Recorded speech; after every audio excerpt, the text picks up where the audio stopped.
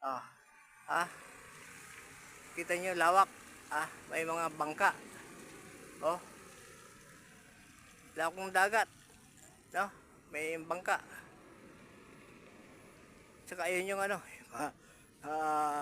palagay ko nangingisda yun eh. Sa gitna sila. Kaya kahit na umulan or something na kwan. Pero ngayon medyo maraw-araw na ha. Hindi na siya gaanong ano. Pero ito, itong inaabot lang ng ano ko, ng video ko. Ha?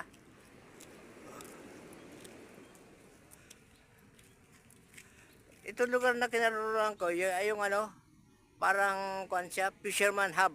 Ha? Tapos itong likod ko, magandang klase beach resort to eh. Ah, ang pangalan niya, Oro Gracias Resort. Ayan o. Oro Gracias Resort. Ayan o.